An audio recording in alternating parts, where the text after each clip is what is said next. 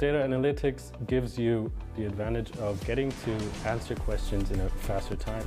In esports, you have a topic where all those technologies can be applied with an actual great purpose.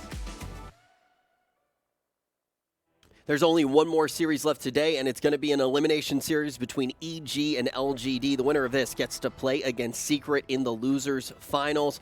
We're going to talk about that quite a bit, but it was really nice to kind of get a look at where we are in the world. I saw that Louis Vuitton. I'm going to try to find that a little bit later, maybe go shopping. But, I saw Louis Vuitton. You need a new bag. Or some new underwear, maybe. I don't know. We're figuring it out. Oh, yeah. Really does. Let's hear that story. Are you sure? Yeah, I'm pretty sure. It's going to be on you, Richard, though. So. I mean, the thing is I actually think this was like the biggest growing pain between Dota and some other esports events that I've done in the past. I don't go full camera on me. Oh no! I don't. You need the full Richard Campbell experience. So usually, you know, a lot of esports events are like 3 days long, right? And as a caster, I have some superstitions. As a host, I have some superstitions. If the show goes well, I don't change my underwear.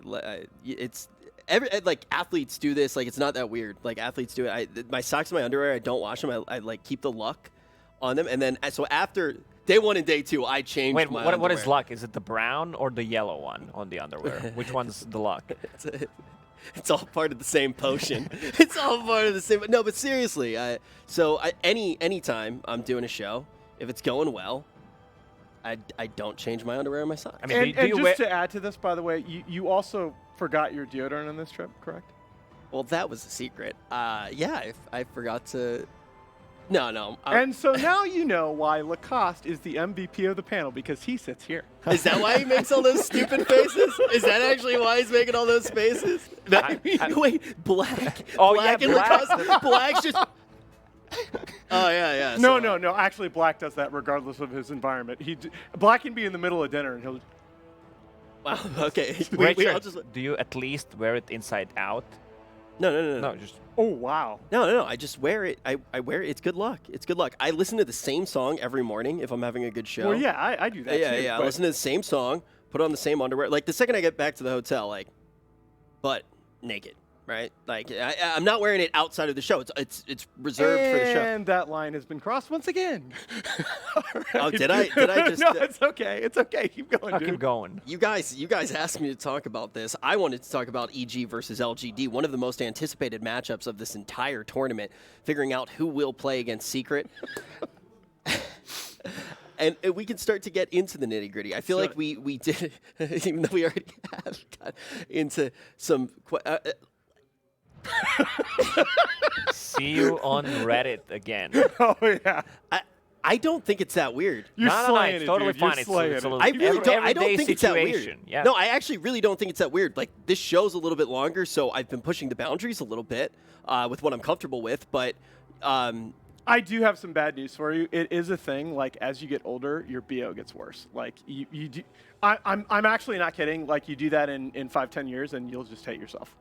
what? I'm sorry to tell you. What? Like the? You know what? Let's talk about EG. And EG versus usually I'm really good at getting out of holes like this. I got you, didn't I? Yeah, I'm pretty stumped here. All right. But with EG versus LGD, we already started to talk about these two squads quite a bit, and they've both looked really good in this tournament. I doubt they've changed their underwear, their socks, anything. It's quite typical for athletes. Did you really have to bring that back? It's quite typical for athletes. I mean, he has a good point. ISSI changed his style.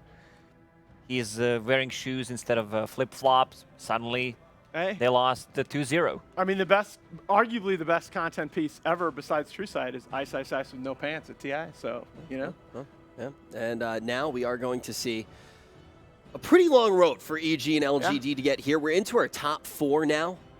One of the final days here tomorrow going to be the final day of the CQ Major. Let's talk about how EG managed to get here. It was a very grueling run. We can actually see him get knocked down by VP very early parts of the tournament in 2-0 fashion.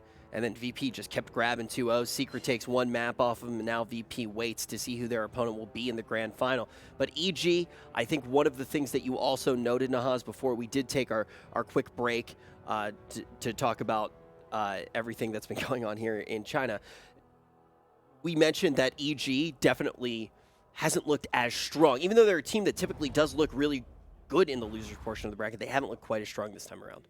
They haven't, but you can flip that on its head, and you can say that they've looked better and better every series. I mean, they're at this point, like they're channeling Liquid from TI7. This is, you know, Bulba, leave China to me, Dota at this point. This is going to be the third straight Chinese team that EG is going to try to knock off, and it sure looked like they had the right game plan coming in against Vici and Ehome. This is the only Chinese team that they haven't taken out of the tournament so far, right? They're trying to get the entire sweep. But with securing this top 4, one of my other questions to look at is the idea of how many of these points have they actually been able to grab?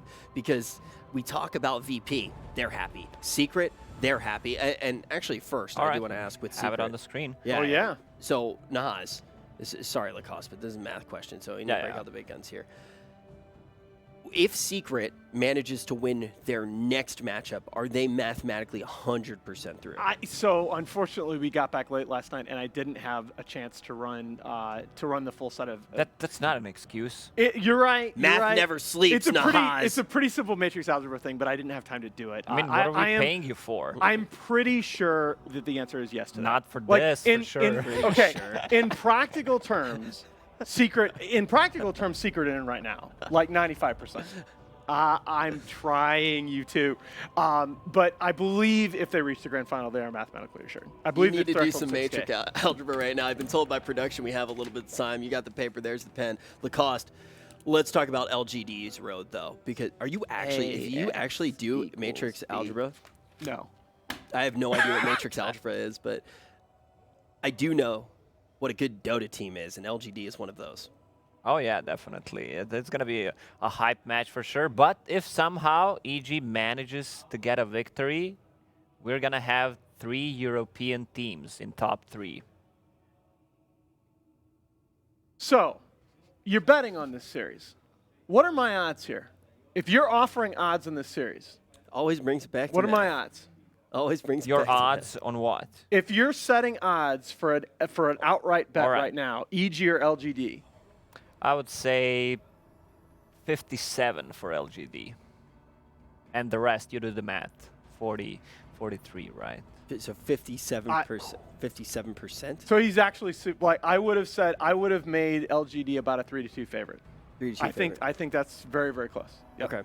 Okay, 3-2. So you're starting to hear right now what our panelists do think, and we're going to be getting into the draft shortly. The players are going to be taking a stage in a moment, but we do have a little bit more time to do whatever the heck we're doing on the panel right now and starting to get a lot of the predictions in.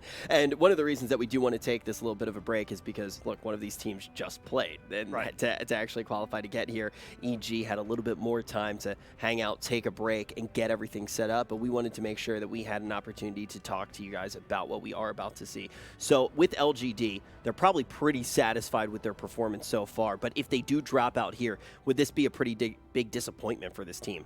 Oh, yeah. I mean, it's they're playing in China in front of the home crowd. Some fans are going to be pissed, definitely.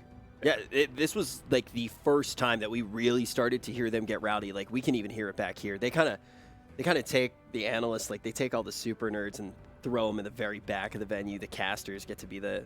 And I think the team has high expectations for themselves, so I probably think top 2 is their goal.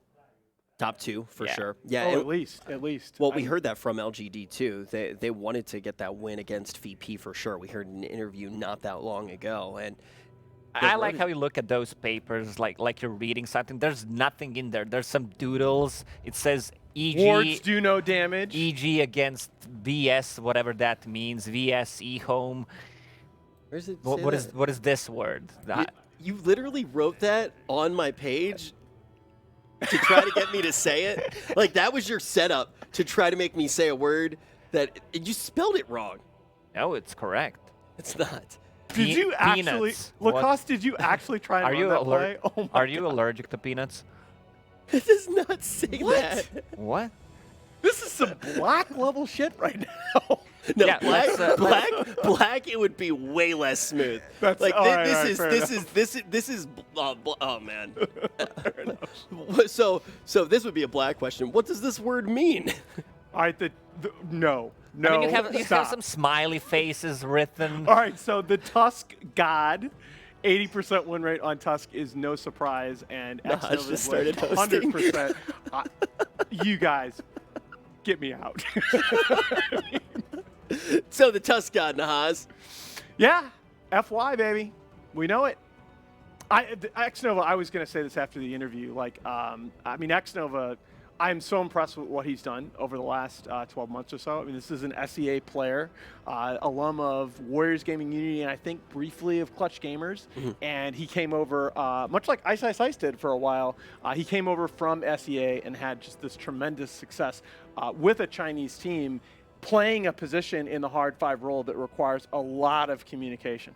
And while we're talking now about history, let's talk about the history right now of this major. Let's talk about the road that we have actually gone through here, all the way back to groups, because we haven't gotten a chance to really look top down on what happened here.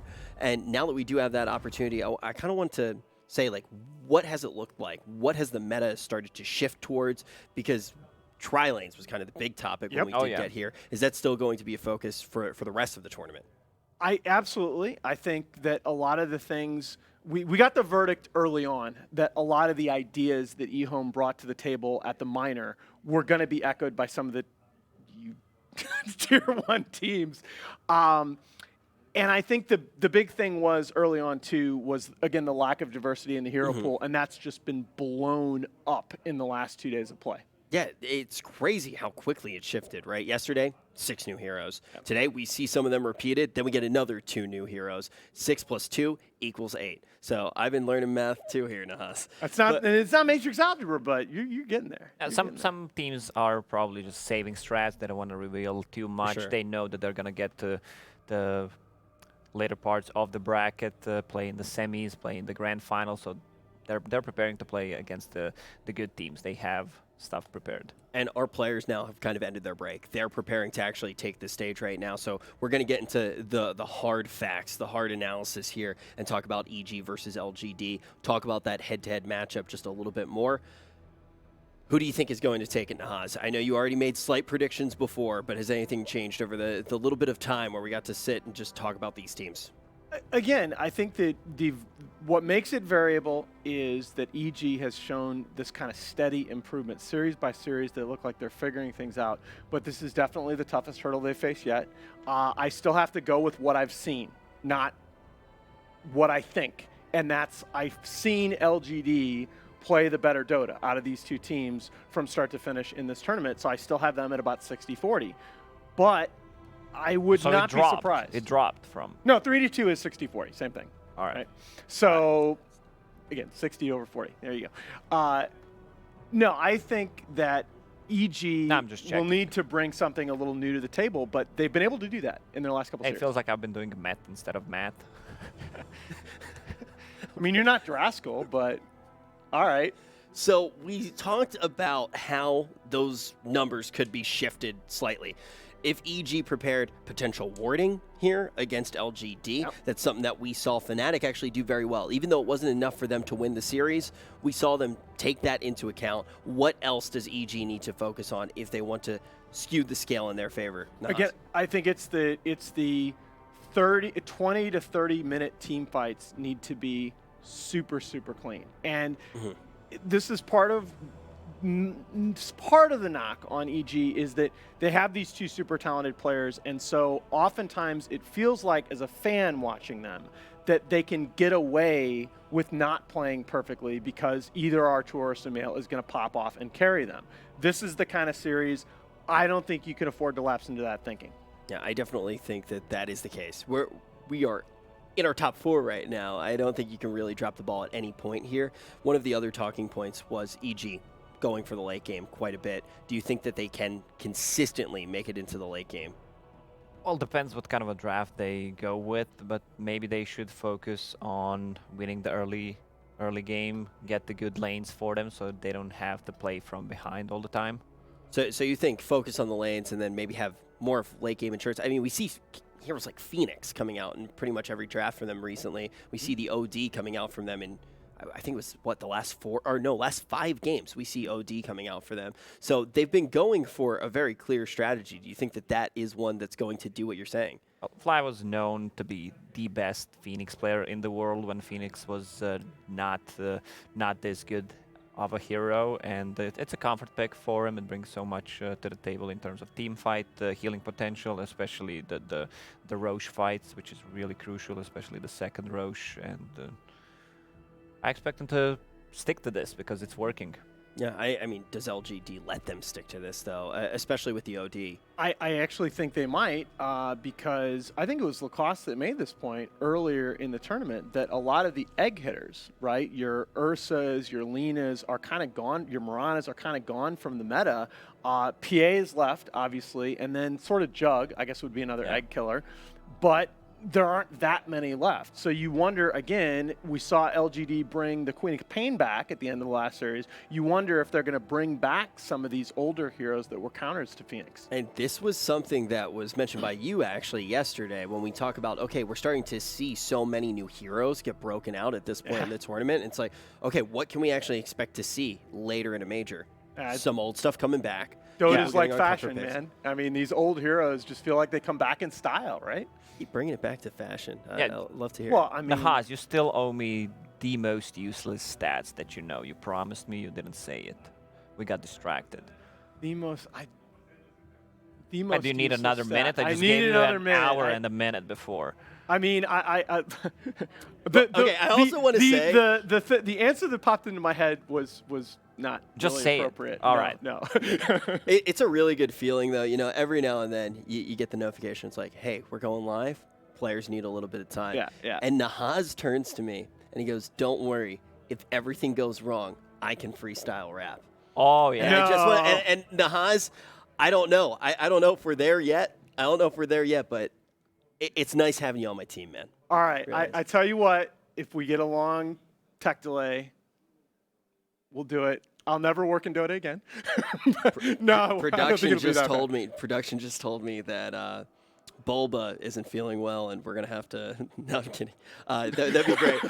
Yeah, the coach isn't feeling well, so Nahaz has to freestyle rap. But Nahaz has to fill in the coach role. Oh wow, no, we don't want that. Time to shine. Yeah, time to shine again. Start rapping. Yeah, I would rather rap. We have just a few seconds. At least this time, I would trust my team to ban Abed Meepo. Sorry, Kyle. We have just a few seconds before we are going to get there. So one more time, I am going to say we talked about a few of the ways that EG can potentially turn the tide. We talked how LG might need to be looking at some of these heroes that EG has comfort picked. Is there anything else before we do get into this game that we need to be thinking about? The offlane battle. This is something totally obvious that we should have hit on before is a lot of these games, focus has been put on shutting the offlaners because if you look at the value items in this patch, like Vlad's is such a huge value item. Your Crimson Guard or Pipes situationally is so huge. Like that gold on the offlaner feels like it's so value in that key 20 to 30 minute timing window. So I think as you start looking at these lanes in the early games, we're starting to see, because of tri-lanes, another thing that's come back is offlaners getting sacked again, and which of S4 and Chalice can play from a bad start is potentially huge. Oh, yeah, we saw S4. And now EG and LG are going to be ready to take the main stage. We're jumping down to see who's going to get to play against Secret. LGD.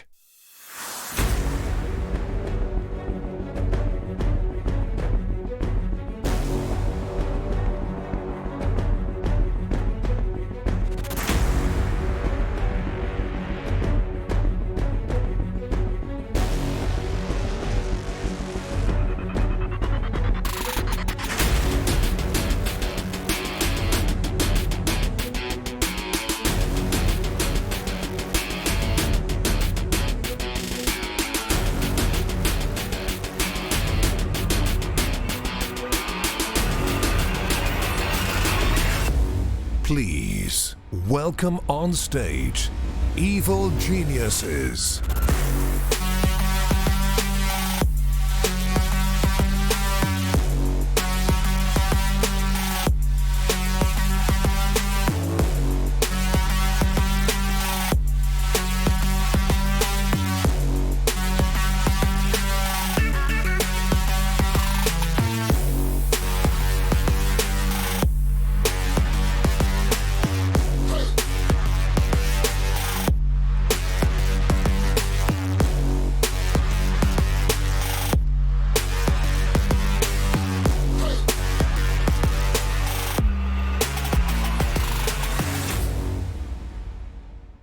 EG has had some time to rest, but they are looking to knock out another team from a region that they have just gotten the better hand of.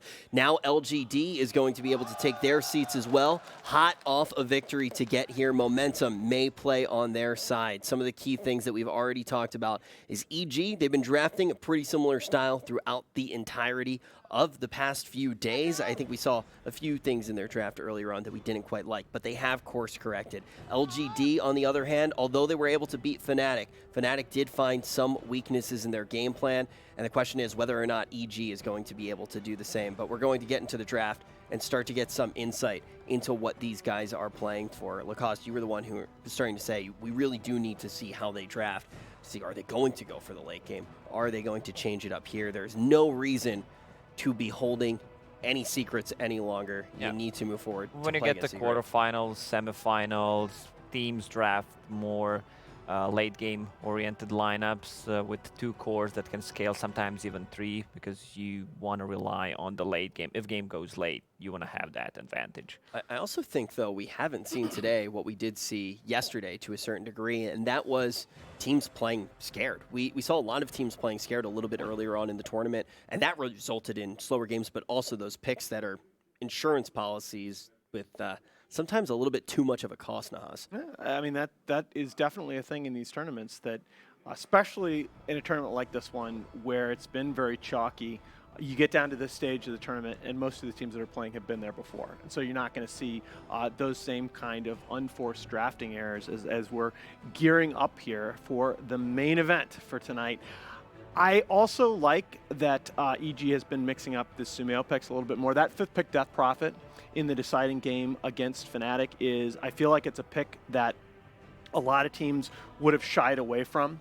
But it's very easy to play around the Exorcism cooldown when you have that TB to do tower damage behind it, so you can use it for fights and still convert objectives. So I just like the adjustments that EG has been making series to series, and it just is going to depend on whether they can do the same thing for what LGD brings. Because you know what LGD is going to do. Yeah, it definitely has been a case of them looking better in every single series that they do play, not just in the drafts. But will it be enough? Lacoste, it definitely hasn't been their strongest performance, but they have started to pick up steam. Oh yeah, man, this is what the EG likes to do. I mean, they've done it so many times that it's not even funny anymore. Like, just getting better as tournament progresses. What is the head-to-head between this team, too? How many times have we really seen them go head-to-head? I think it's been a while. I should have that. I can get it for you if you give me a second. No, take your time. Take your time. We're still waiting on that what was it called? Matrix algebra or something? Shut up. Matrix algebra. We're supposed to get a useless stat. Some rap freestyle. Freestyle. I know. I'm just not delivering today, right? One day left only. So tomorrow we're gonna get. So yeah, okay. The only I was wondering. I thought there might have been one more, but obviously EG 2-0'd them at KL, and it was LGD that won the last series that the 2 teams played at TI. So pretty darn even. Now, up on the stage right now, too, we have an even matchup. Do you think that there is any advantage to the idea of either having that time to prepare versus coming off of a win on a main stage like this, Lacoste? I would rather play when I just played a game, so you don't have to set up anything. You just sit down on your PC. You won 2 games in a row. You're feeling good. For me, it's always better. Yeah. I think it depends a lot on the matchup. I think LGD is a team that I think I'd probably rather play with momentum, because it's not that they're easy to game plan for. They're hard to game plan for precisely because their strength is much more in execution than in this like huge draft curveball. I mean, it's just me. I would rather sit down and play, let's say, 7-8 games in a row without getting up and going to the bathroom and eating than making like short pauses. Yeah, you want that momentum. Yeah. You want that momentum. And, most players still do say that. Yeah. Right? The younger generation of players is more likely to want the breaks. But certainly when you talk to the older guys in the scene, and when I first started doing LANs, the players were like, look, I just want to play Dota. Yeah, you want to have that kind of you keep your hands hot as well to a certain degree. And I do think that there is something to what Lacoste was saying as well, like not having to make sure everything else. You don't have to worry about anything but the game when you sit down like that. It's a little thing that you don't think about with LANs, but making sure all of your peripherals are set up the way that they need to be, making sure you are basically at the computer in the way that it needs to be. Like, you look at the other side, like, these guys are figuring everything out still, besides Arteezy. And the other team, they get to sit there. LGD gets to sit there and just talk about the game. Get relaxed, get warm, get ready. They have their own booth. Like, you don't have to even leave the booth. You just be there, sit inside. It's really warm. You do, because you have to walk on the stage. Oh, yeah. Well, never mind. Yeah, Back to you, Nahaz. No, but the peripherals thing is funny, right? You don't understand the importance of stuff like that until you coach a team and you're out like at 2 in the morning looking for a mouse bungee, which you didn't even know that was a thing. Yeah. But players are very specific about the peripherals that they want. Yeah, you need a mouse bungee, you need a napkin, a tissue. I did not even know that a mouse bungee was the thing. I thought they were sending me on like a snipe hunt, but no, it turns out. I mean, it's the same with everybody though too. Like, right? Like, they might have that mouse pad that they really want to have there. Sure. You gotta make sure it's set up.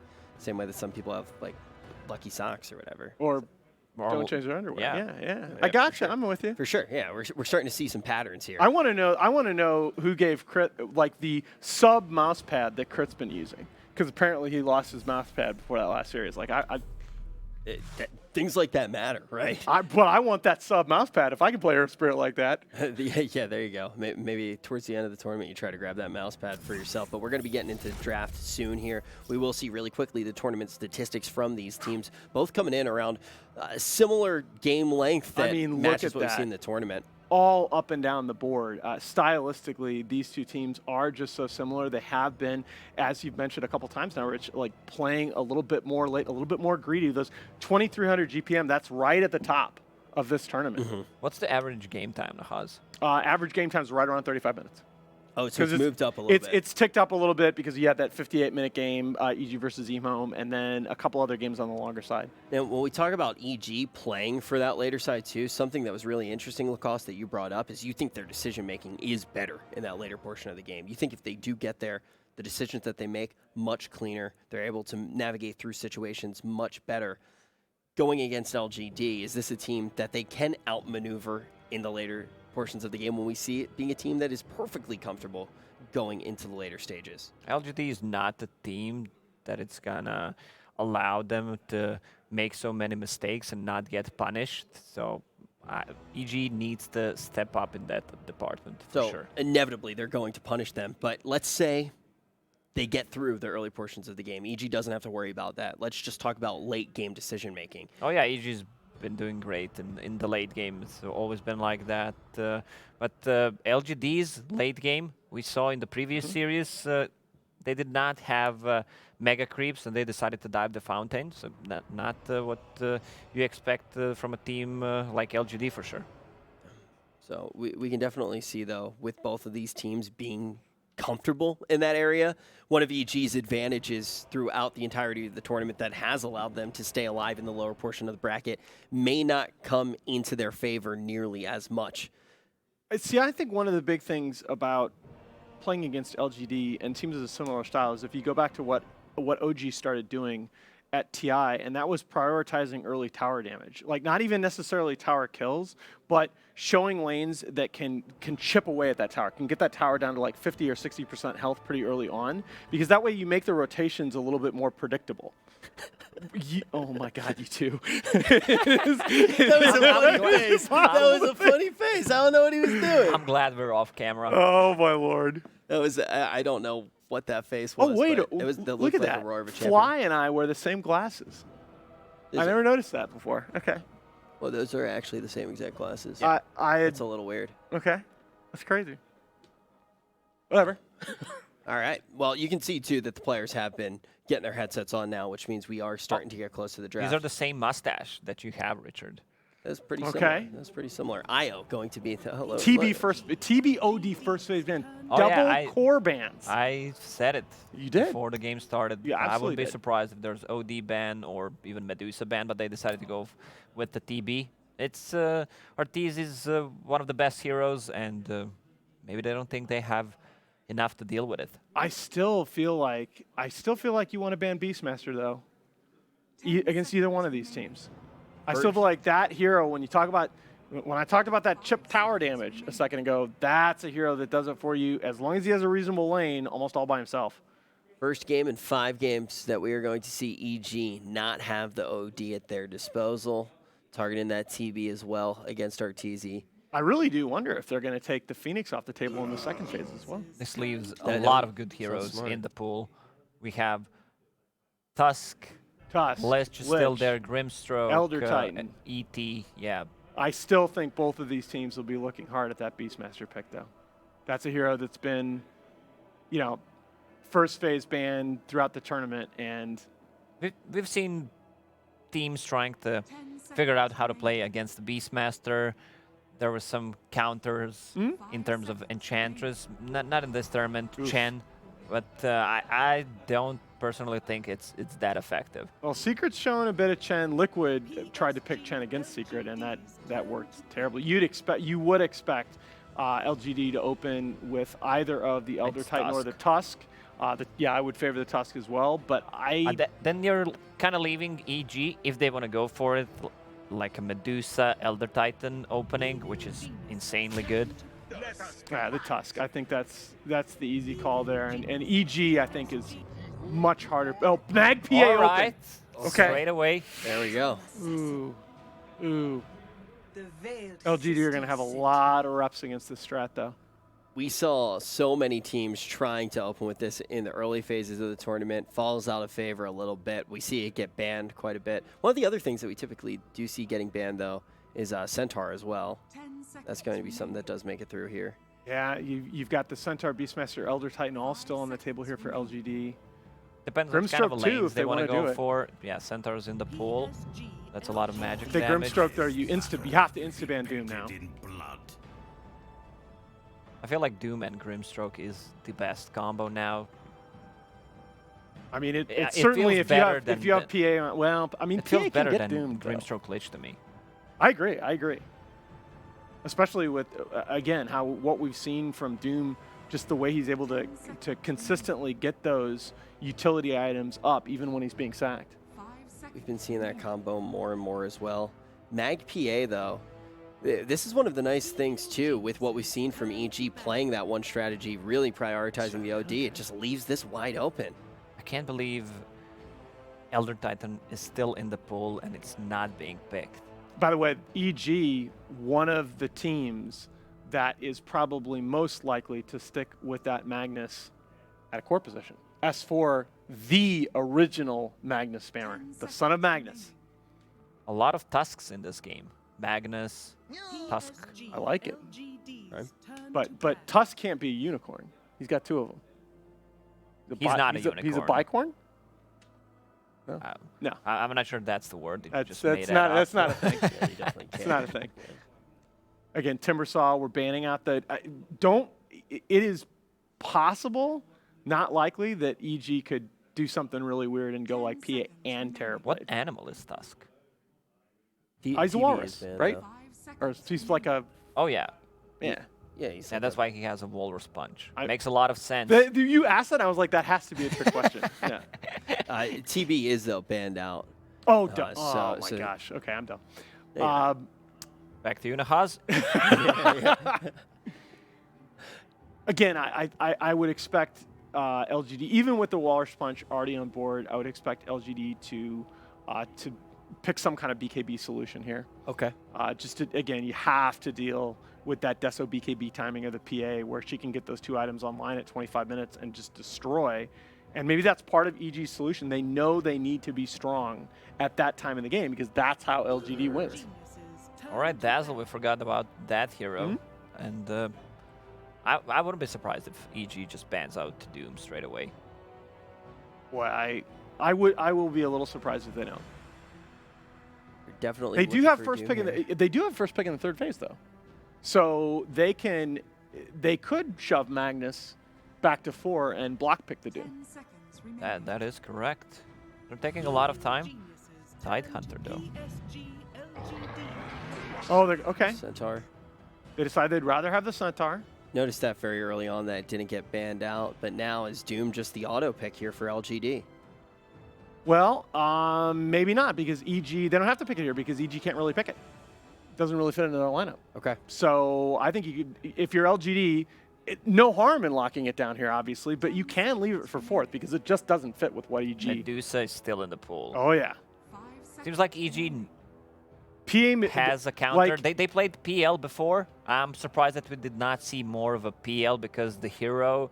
I talked to some of the players and the analysts, not Unahas, but about PL. Why is he not picked? Like some of them don't have the answer. A lot of people. I've had the same conversations. A lot of people haven't had the answer. And wow, LGD?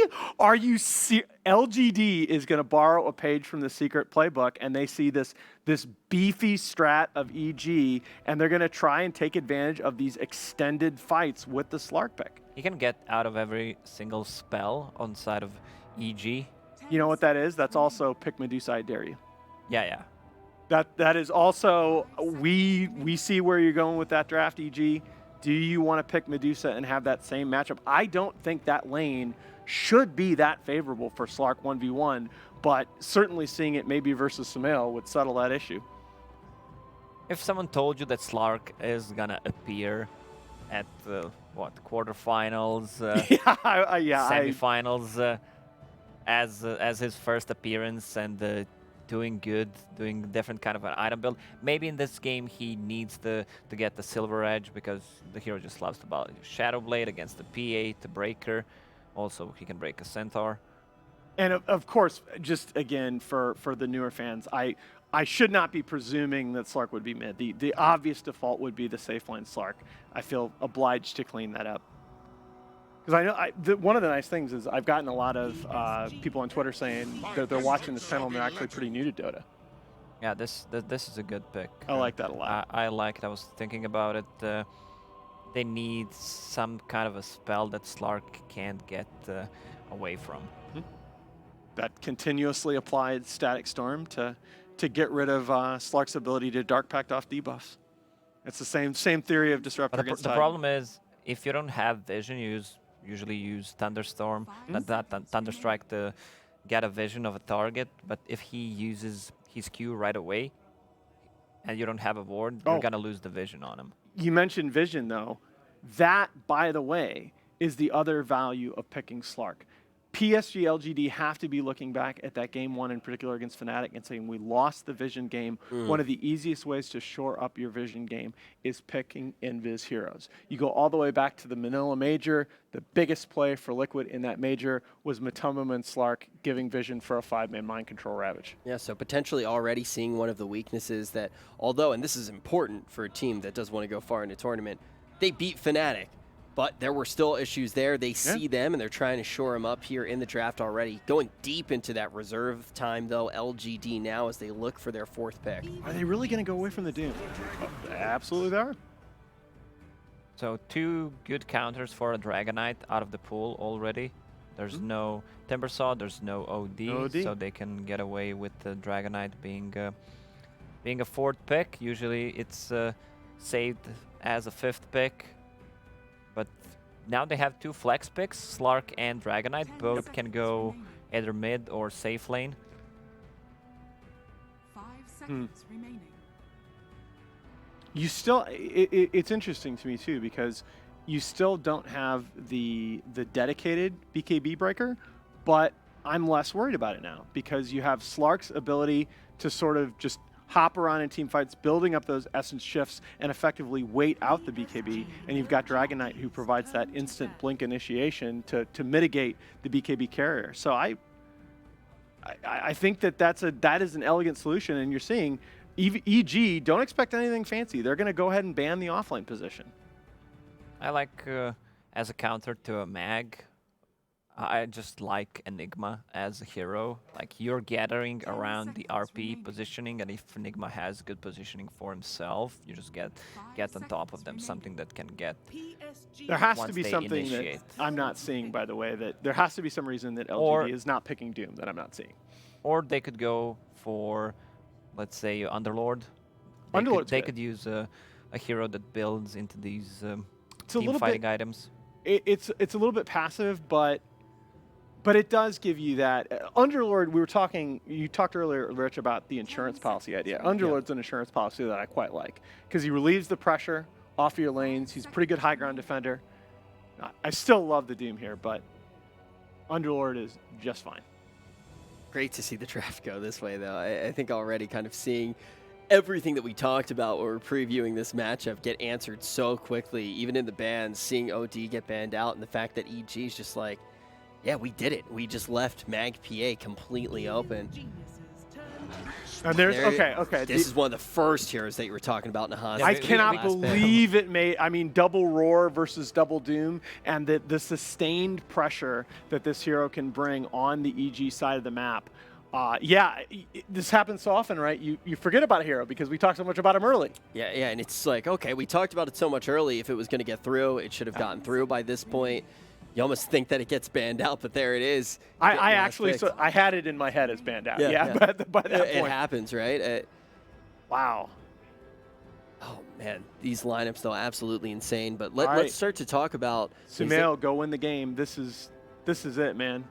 At this point, you're asking your young superstar player, what are you going to dumpster DK with? Yeah, what do you want to play? That's the question. What about a Monkey King? All right, good call. That's a good laner against either Dragon Knight. Maybe not the best against. Well, it's good against Slark as well. Slark steals stats, but the Monkey King gets more with just trading hits.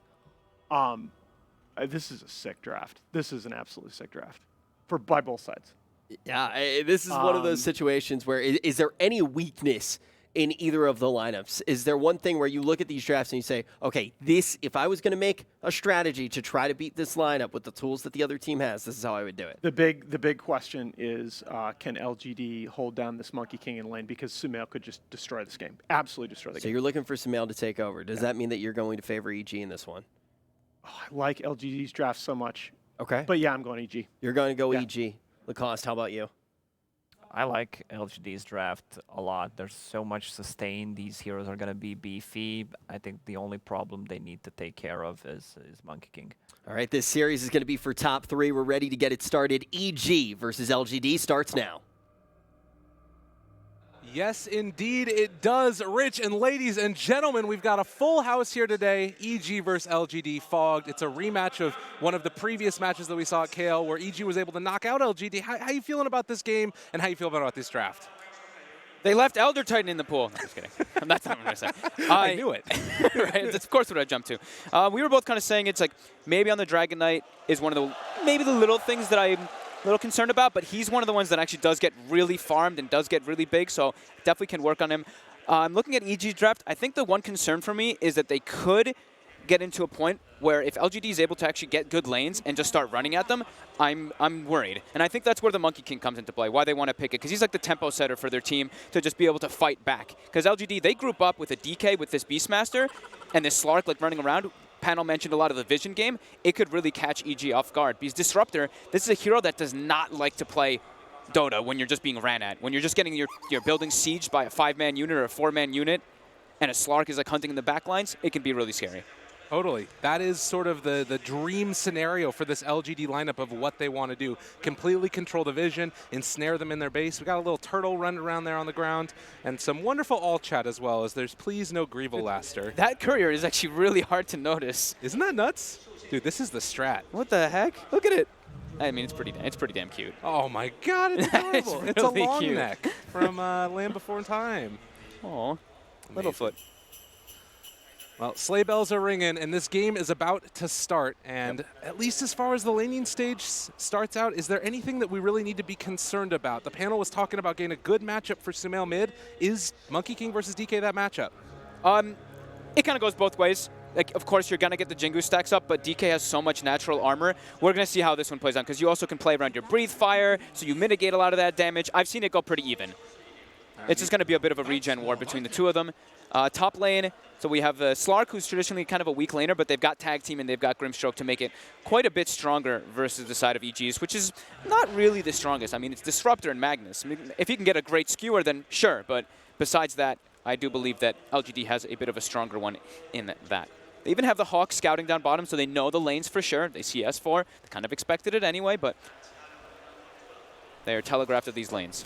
Early on, we're going to be keeping our eyes very closely peeled onto this mid matchup. Sumail ends up having the creep wave on the low ground there as well, as a lot of damage now onto Ame. This Slark, not known for being one of the strongest heroes in the world, and they're trying to just create a little bit of space, able to dodge away from the skewer, and they actually able to find the kill and a fight. And he's alive. And Ame's walking away from that one.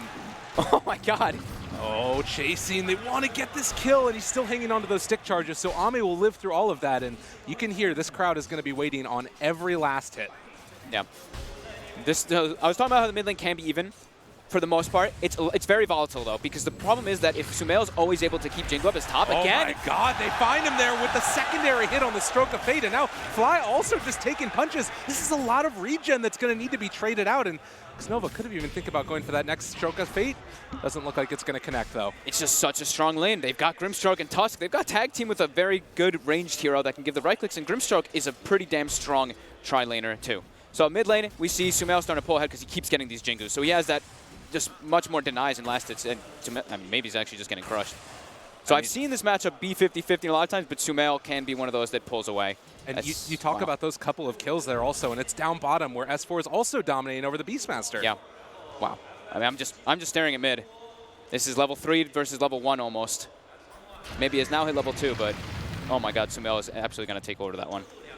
Yeah, this is a pretty big problem for Maybe, who does, like you said, just hit level 2, but Sumail should continue to dominate this one. And you look at also how much Chalice has been able to get. He now is up to 5 last hits versus the 10 and 2 of S4. Could become a bit of a problem as Crit picks up a DD rune up there on the top side of the map. And S4 just trying to hunt that boar, keep it from punching him off on the side. Yeah, Centaur's going to do really well in this matchup with Retaliate. Anytime Chalice hits him, you're just going to get hit back even harder as top. Again. Nova, ooh, they don't quite connect with the shards, but it doesn't matter. They find the kill, and now Crit needing to back away. That DD rune made the difference. Yep. Looked like he considered saving it for Sumail for like a quarter second, but I think Sumail told him, I'm owning this matchup. 11-10 last hits versus 5 and 1 of Maybe. Oh, Chalice testing the patience of S4, who's just walking at him. Skills up, double edge, needs to get in range. Does he go on the creep, or does he try and dive underneath? They have the South, S4, he gets the double edge. Gets the kill. Chalice even used the salve, like you were mentioning. Oh, man. Tough stuff down there bottom, so they will lose the Centaur, but, well, you know, much, much better being able to find that kill first. But yeah, the one thing is that Maybe can't get denies in the lane. So Sumail's at 12 denies. He's not going to be able to kill Maybe, but maybe with a rotation because of how well he started off. He's nearly level 5. That's an incredibly scary Monkey King, and known for being a lane dominator. As we go back up towards the top side, we see that Arteezy is going to start to have a little bit of a better time in that, 10 and 4. As Sumail again just goes underneath the tower and forcing back Maybe at every moment. And this is, again, you know, we talked about maybe being a little bit concerned that Maybe is not playing on the flashiest of heroes. DK's not necessarily known for being able to come back into the game in the same way some of these other mid laners have been. No, at least they can group up and rally around him, though. But again, Sumail, he uses the Jingu with the Boundless, gets it again immediately onto Maybe. It's just, he's putting so much pressure. It's level 5 versus level 3. And they have left Maybe on an island. Yeah. I've seen this matchup happen so many times, and I've seen DKs come out even, but yeah, Sumail is just put on a good display here in the mid lane. S4 taking a lot of punches by virtue of Chalice. Needs to be careful. That boar is chasing him. Still hanging onto the salve, though. So it looks like he's going to be able to pop that and heal back up. We saw out of the corner of our eyes as well on the side camera that there is an Ancient stack that's being built up right now, 3 tall with the Disruptor Illusion rune that spawned by Fly. So he's doing a good job of keeping that stack being built up for the later Magnus PA. Yep. Even Sumail could farm it too, but I might want to just save it for Arteezy because he can use the Blur strategy, right? You pop Blur with that Empower and you can get that farm up really early, not having to worry about the Ancients hitting you. So 2 lanes going very successful for EG. The top one, I guess, is a little bit more in favor of LGD as Ame is pulling a bit ahead. S4 Just going to stick around this area, wants to secure the bottom bounty runes if possible. It looks like Chalice is going to get the one on the Radiant side of the map. And then on the other side, it looks like a trade-off of 1 for 1 as well. So 2 apiece. Sumail, stunned under tower. Mid lane, they don't have the Jingo stacks up. Needs to be a little bit careful with the rotation coming in. The Tusk God, Tusk King, call him what you will. The result's the same.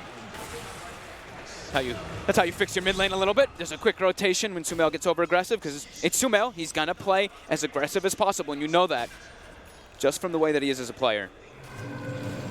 Oh, and up top, TZ. Oh, good dodge away with the Blink Strike. Able to escape from the Inkswell. Is still going to be punched a little bit here on his backside as he heads back towards the safety of his tower. And, oh, they're actually fully committing for this one. Arteezy is going to get the Blink Strike away to the creep wave, though. That was very nice. If he gets caught by the Inkswell, he's absolutely dead. So they tried to make the opportunistic move on LGD when they see that the Sioux supports are not there. They try to put the pressure on, but oh my goodness. You were talking about stacks, and there are so many stacks on the side of EG. Stampede chase forward. Arteezy wants some blood. And Chalice is in his sights, although they have vision underneath all of them as well, and they're able to turn this one onto Arteezy, who eats the deck, and now also chasing forward for S4. They have the boar hitting them, the slowdown. There's no way to juke away into these trees because the Beastmaster summoned the Hawk earlier, and with the chase down, with a second boar summon, can they get in there in time? The Skewer interrupting, able to find that hoof stomp. They're diving underneath the tower right now. Oh my LGD, God. the shards, Crit trying to live through all of this. He is going to snowball over to the creep wave, but they kill off Crit. The power of Tusk in the hands of an expert. Able to put so much pressure. He has 1,200 gold on Tusk now after these rotations with boots on top. Sumail will be able to find himself a kill with that DD. This game has just been a back and forth brawl so far. And at least for now, relatively even in terms of net worth. The Roar is going to be used down bottom. They have the tag team moving as well, trying to bait out the hoof stomp. They will find it. S4, can he make anything happen? Ooh. The double edge almost gets the kill, but FY lives again. He has a full urn coming out on the courier there. Doesn't have it before the kill, of course, but level 5 Tusk at the 7-minute mark. FY 3-0-3, salvaging the lanes for his team, as expected. I think we all saw True Sight and saw how much of a playmaker this guy can be.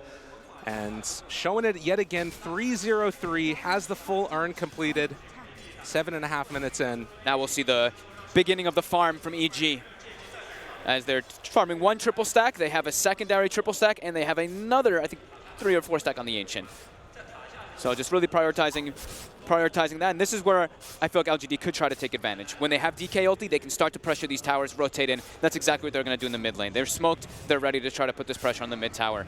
As nobody's showing, they know Sumail's kind of making moves around, so they're trying to punish if any of the supports or anybody else is trying to get experience here. Just hitting around that mid lane right now, waiting for anybody to show up in the lane. Fly is there as well. They're going to send the boar forward for the disruptor. Looks like with the stroke of fate chasing forward, they still have Stampede. They're going to be able to throw down that kinetic field, and FY, has he gone too far?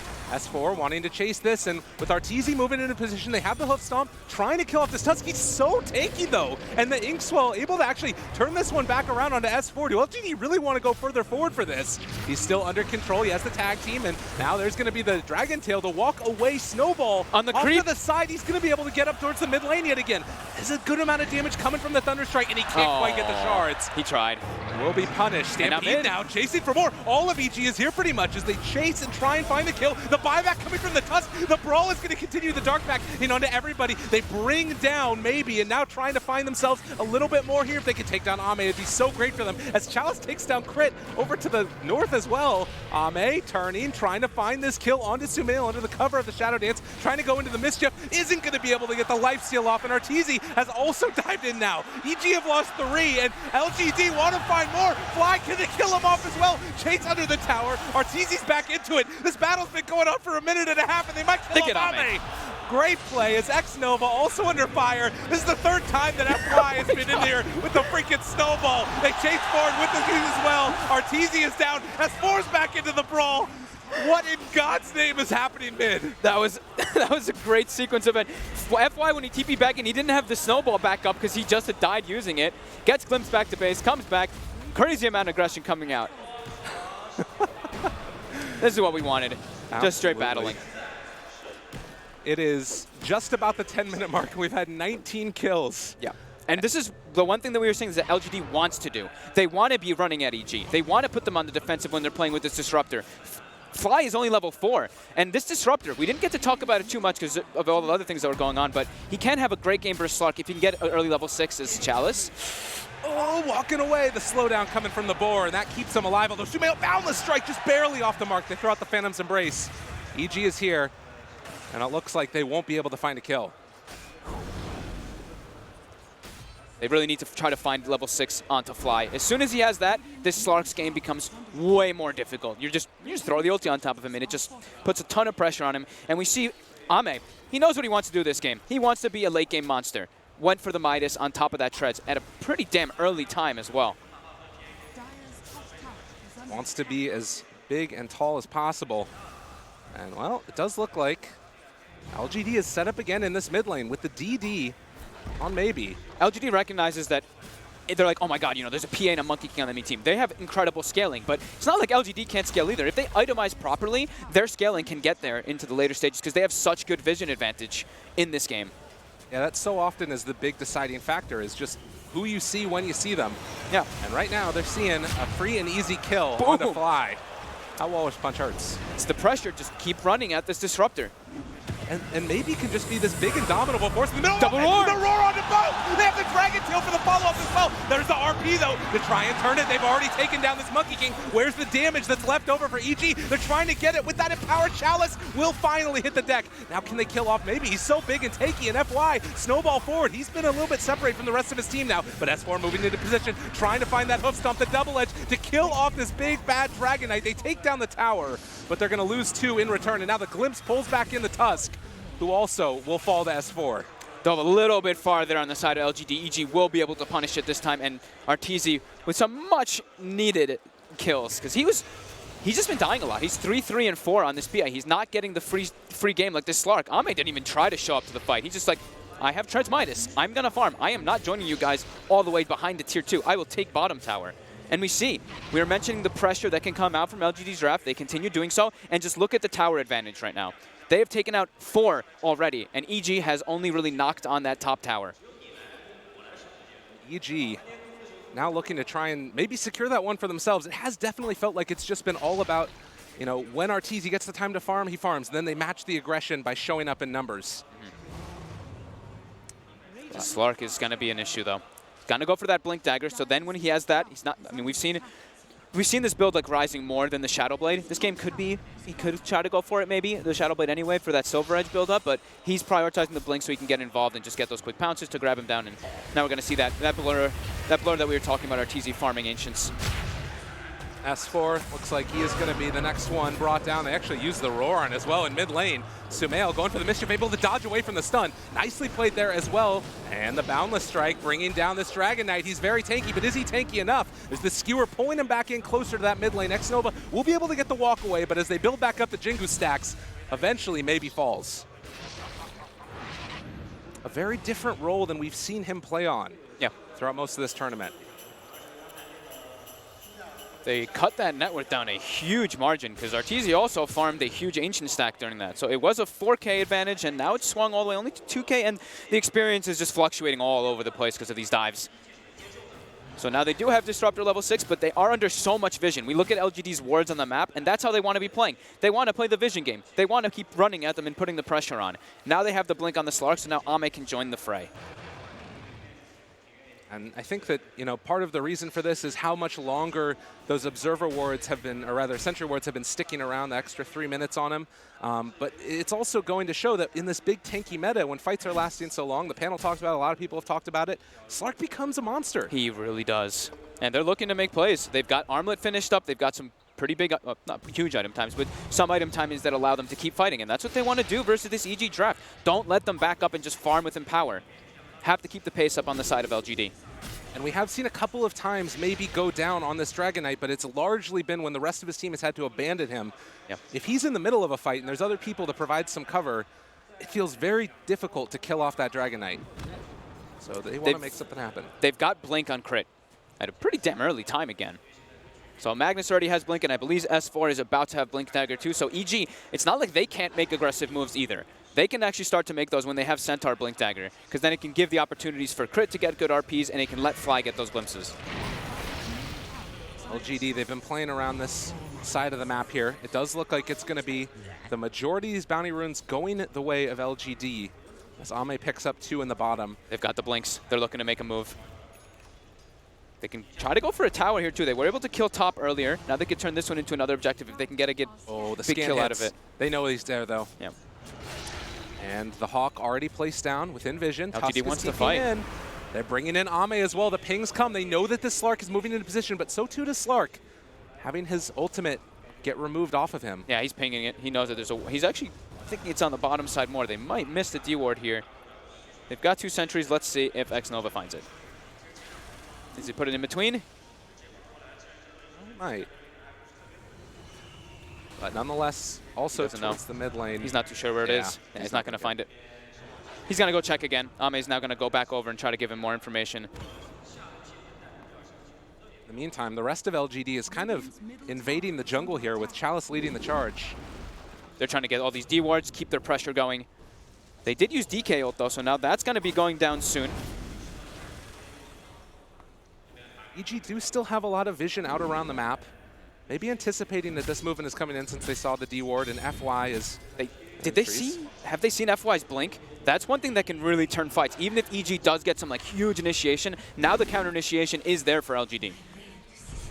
They see the disruptor, and now they realize the blink's He just there. kills him in 2. Tag team plus Walrus Punch. We'll play with his life though. I mean, he did what he wanted to do. He did what he wanted to, but I mean, I think EG's all right with that. Yeah, totally. So a 3,000 gold lead. Now they're going to turn it into a tower. S4 just walks up. RTZ will be going for the Rush BKB build. We've seen majority of the times PA Magnus, it's been with the Desolator first. He really wants to make sure that he can actually have his freedom of being able to do the mobility in the fights, the Phantom Strike in particular. If he gets pounced, he's in a lot of trouble. Unless he actually has this first, then he can't get pounced and he can actually freely jump around the fights.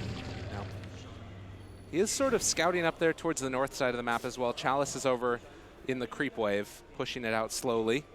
Does have Roar available, and with the mag nearby, Chalice needs to be careful. The blur. Now He knows. They have the Hawk over. Crit spots him. They find the catch there, and the Skewer, Stampede, everything used. Chalice over in the trees, eventually brought down. Roar, walk away. He's trying to just buy as much time. He sees that his team is pushing bottom lane. Will die eventually, but Slark got a lot of farm bottom out of that, and his team is also kind of farming a bit. EG making good aggressive moves. It does look like Slark is thinking about going back for the Shadow Blade after the Echo Saber. Stun there, as well as a Static Storm down. Maybe not able to get off his ultimate, but Ame is here as well. Has already found and killed off Fly. Now, can they bring down this Dragon Knight in time? The good shards, and now the Armor Toggle walk away. Wow. Maybe. What a player. Oh, Hoof Stomp. S4 trying to interrupt. Snowball save coming from FY. Just a little, hey, how you doing? And now Ame shows up as well, and this Centaur in some trouble. They jump in with the Monkey King as well. So we begin to go into the Shadow Dance. Sumail still hanging on to all of this. RTZ has the vision there on top of him. A good shards yet again. Boundless Strike. Dark packed it off. And that spells the end of the aggression. I'm just glad we have both teams. They're not like, don't take the fight, don't take. They're like, let's fight, let's fight, let's fight. We have 31 kills in 18 minutes, Gabe. This is a dream game. Ame has to be careful. Bold as brass. He will be able to get out of that one yet again. It's a DD rune. What do they want to do with this? Oh, LGD. They pop the Dragon form. I don't know if you want to fight into DDPA. In the middle of it also with the Boundless Strike. The Walrus Punch, but this PA is so hard to handle, and now the Glimpse pulls back in that Dragon Knight. No way to escape as they've got him controlled and maybe going to fall. Straight to Roche. That is absolutely massive for EG. How thankful they find themselves a DD to be able to just rush into the fight. And that was maybe, he popped DK form. He went to go, I think he went to try to cut the tree of the Monkey King. Gets caught, and EG with the BKB and the DD. Way stronger than LGD there. A fortuitous rune and an overextension coming from LGD. And now, after a troubling early game, RTZ has definitely caught up, sitting just about top of the net worth after they take down this Roche. As Kyle would say, exponential growth for the PA's net farm. I'm sure JJ loves that as well. As Ame. Ame has to be careful. Stampede, they pull him back in with the shockwave, but Roche has already fallen. They have the static storm down. This Slark in trouble. They're going to skewer him up to the high ground, actually. Oh. That keeps Ame alive. Crit, is this going to be enough? He's trying to escape, but the pounce gets interrupted. A long duration stun by virtue of the Centaur. But in the end, it is Arteezy that claims his prize. And EG in control now. In quite a lot of control as bottom. Now Arteezy's even jumping forward. He will get roared. Chalice. Just trying to run and gonna TP away from there before things get a little bit. Ooh, so close. 20 minutes. This one has not slowed down a bit. No, but Maybe's farm has slowed down quite a lot on that Dragon Knight. We'll have the Shadow Blade soon finished up too, so he will be the one that builds that Silver Edge. Like you mentioned, also the Slark is building for Shadow Blade too, so mobility and just trying to play around their vision to try to take advantage versus EG, but EG has really closed that gap and shifted that experience advantage into their favor in these last few moments, and with, like you said, fortuitous ruin. And we have BKBs now that are coming out as well. Looks like Monkey Kings is going to be being flown out on the courier in just a second. PA's already got hers. We're still a little ways away from a Crimson Guard, but if you're LGD now, you kind of feel like the pressure's starting to build a little bit more. How do you deal with this sort of Aegis now on the PA? Do you just need to like keep kiting? It feels like it's hard to fight into this right now. They have to play around their vision. That's like Panel mentioned it, like we were talking about a bunch. They have to be able to catch when people are split up. And they should be able to in theory when they have the Hawk down, when they see EG kind of splitting up. Like right now, they have a Hawk down, they see Disruptor in the jungle, they saw Centaur bottom, and now they're going to be able to see the PA top too. So they know that they're split up, so they're hunting. So it's just hunt when they're split up until that Aegis is gone. And then they still can look to take fights, because it's not like these BKBs are the end-all be-all on the side of EG. They still have Grimstroke and Beastmaster. They can still double roar people constantly and lock them down through those BKBs. Still quite good. I mean, BKBs are always going to be very useful to at least block like the Dragon Tail, block a bit of that nuke damage that comes from Tusk and Dragon Knight. Yeah, but I agree. It sort of feels like that's that LGD lineup that can't really stop fighting just because the BKBs are there. You need to keep the pressure on for sure. Looks like the blur is going to end. Crit still playing Hangout with Arteezy mode right now. Throwing on that Empower whenever they get a chance to. The one crazy thing is that LGD's two supports, they have GPM talents. So we're going to see the supports on the LGD getting quite a bit of farm just from those level 10 talents, those 90 GPMs. When you look at EG's, their two supports don't really have that. So they're going to start getting a bit under-farmed. Stampede use as S4 wants to get away from FY, and looks like they are going to be able to escape. EG wants to fight with numbers. They don't want to fight with a number disadvantage versus the side of LGD, which LGD wants to fight with a number advantage over EG right now. Maybe is not here. He is up in the north side of the jungle. And PA will catch sight of Chalice there at the boar. Okay, that could have been close with some axes being thrown. Each grouping up. They're building. Is that like a pretty much full MKB here? It looks like a pretty much full MKB coming up for Arteezy. Oh, wow. Soon. Very soon. Quarterstaff is all he needs for it. This is something I was talking to a few people about when the change happened to PA. Now that it's just flat bonus attack speed, those proccing items feel like they're quite strong. Not to mention the fact that you're going to be going eventually into evasion. Yeah. So, bottom lane, S4 clears out the creep wave. Yep, adjusting their lanes. This is where they can start to get picked off here from LGD if they're in the right occasions, in the right situations. And I mean, FY and Ame, they are looking to catch people who are split off. They have the Shadow Blade on Ame, so he feels a lot safer to now kind of walk in and look for these pickoffs in the back lines onto that Disruptor in particular. But EG sitting around in the area with at least 4 of their heroes. They're just having Arteezy alone up there. As they're going to smoke out. They want to use this last minute of the Aegis to take some type of fight here versus LGD. I don't know if that one was quite scouted out as it was next to a ward. It looked like it was not. It looked like it was just outside of it, but it looks like the way LGD is actually moving, they might have actually seen it. I didn't actually have fog switched, so I didn't get to see in time. But the wraparound coming now. Seeing if they could find somebody. FY being the bodyguard, and S4 is going to break his smoke onto FY. Chase, glimpse, got him caught. Ooh, that play with the shards and snowball. Oh my God, what a player. FY, but it might not be enough regardless. That was still like it was so quick the way he made the decision. He sharded to get vision of the neutrals, and then he snowballed it. But yeah, we'll die. That's the beauty of the Disruptor. Immediate smoke out again afterwards. EG want to keep this fight going. They feel incredibly strong right now with only about a minute left on this Aegis. Actually, less than that. It's about to expire in a second, but they will still kill off X-Nova. So Aegis expires. They see Sumail. They have the Hawk before he even went. Uh-oh, Sumail. Danger, danger. And BKB is going to turn it back around. Doesn't get the Wukong's command off. That bonus armor not going to come. And it is going to be a kill there. On to the Monkey King. Oh, Chalice, though, walking into the all three of that's EG the heroes. Wrong place, buddy. Chalice also fall here. And FY's still in the area. They have the kinetic field down, chasing forward, wanting to find it. Ame in the Shadow Dance. Not able to get off any ulti there as they're going to snowball over to the creeps. Still thinking about chasing this one. They just blow him up. Arteezy, take it easy. Yep. Just PA, you know. Just some little bit of damage, just 1,200 crits, you know. Oh, can't quite get it. Terrifying. This PA really has taken over the game. Yeah. But it's still an incredibly close game. 20-21, and the net worth has literally just been ping-ponging back and forth between the two teams. It's just slightly moving up and down. That's because of the Midas. That's because of the way that they're splitting up the map and playing around their vision. Ame's just been parked down here for the last, 10, 12, 15 minutes or so. Yeah. And I mean, this is happening so early on. EG just abandon the lane and then head down there. And big timings can happen for LGD, in particular is that BKB on the Slark. Sure, the BKB piercing on the side of EG, but the biggest thing that you're concerned about as a Slark is Disruptor. Yeah, he has been that thorn in his side throughout this game. Yep.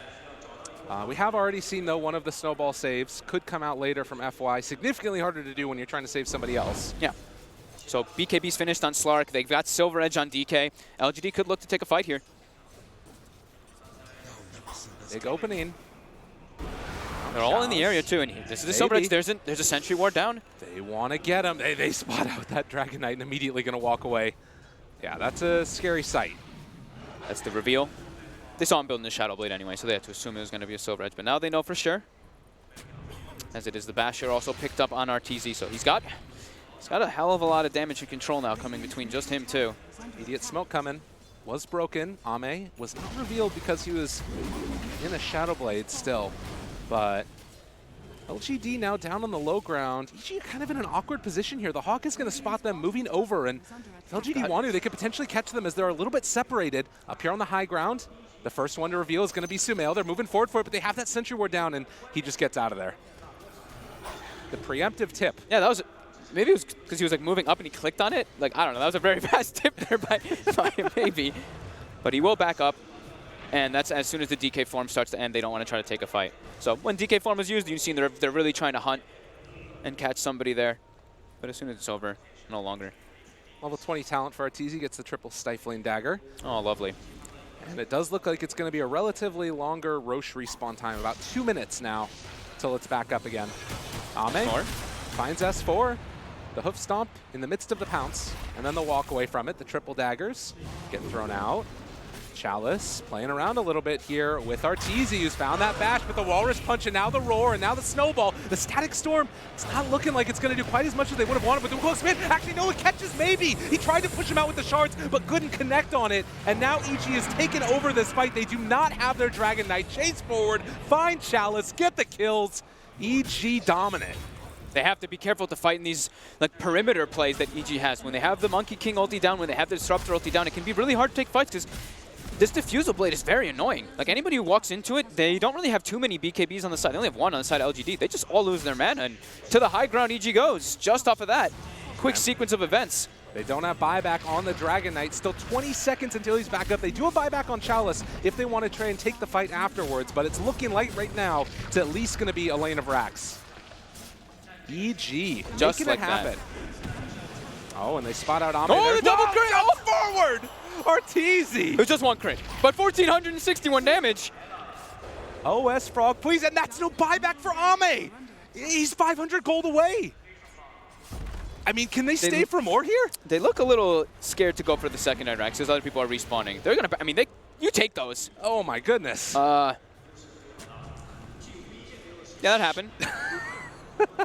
PA. PA things. Yeah, Slark, only 12 armor, right? You get hit by that, it's, yeah, it's a decent amount of damage there. I guess they're a little bit worried about with the Beastmaster back up and having Shadow Blades and all those things as well. It could turn dicey pretty quickly. But nonetheless, 5,000 gold lead. Yeah. 30 minutes into this one. Yeah, the thing is that they don't know that the Slark doesn't have buyback. Right, So, exactly. yeah, if you just go too hard, buybacks come in and really risk a great position that you're in now on the side of EG. As Arteezy 10-3-11 in this game. Had a bit of a rough start, right? He was 3-3 or 2-3 or maybe even 1-3 at one point in this game, and then he's just exploded with the farm that his team was able to guarantee him. So what you're telling me is that Magnus is a good hero. Magnus is good, and also the way EG prioritized. They had 2 quad stacks and a triple stack by like the 8-minute mark in that triangle area. The support's really focused on that on the side of EG. So that illusion rune that Disruptor picked up, he just went into the jungle and Fly kept stacking those camps. So solid. But 30 minutes into it now, and EG positioning themselves for Roche. Now they're just so strong. They have a full Satanic on the PA as well. They did finish off a Heaven's Halberd for the Tusk with the Blink Dagger and that Urn there on top of them. And LGD wanting to move into position. They blow up Fly right from the get-go. Can they find any more of the Roar to interrupt and try and save? But the RP to follow. Can they kill off LGD in time? They're dropping so quickly. Chalice is gone, and now they just want to run cleanup duty. The kinetic field keeping FY under control. He is gone. Maybe is the last one left, and he too will fall. Yeah, it's EG. They call it. Oh my lord. EG came to play in a big way, and they do it in game number 1. They didn't even go for, he actually didn't even go for BKB on the Slark because of getting all those little items. So he just got Disruptor ult in that fight and controlled, and that accelerated very quickly. It looked like LGD were able to take some fights, and they kind of were even things out. An explosion of farm from the PA just takes over. Well, an impressive showing indeed, and LGD needing to find some answers here.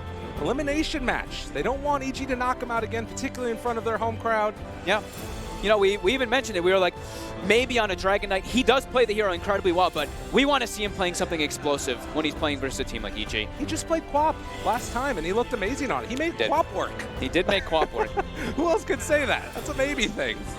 But nonetheless, it is going to be Evil Geniuses taking that first game. I think that, to me, there wasn't like a huge standout. Arteezy obviously had probably the best game out of all of them. Yeah.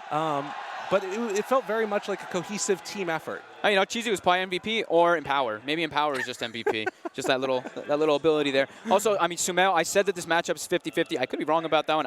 I've talked to a bunch of players about it, but he did incredibly well. And he did slow down maybe so much that they were able to just keep the pressure on and keep their cool even when LGD was putting the pressure on them. All right, well, ladies and gentlemen, we're going to head to a quick little break. Stick around. More action to come here as we finish off the last series of the day.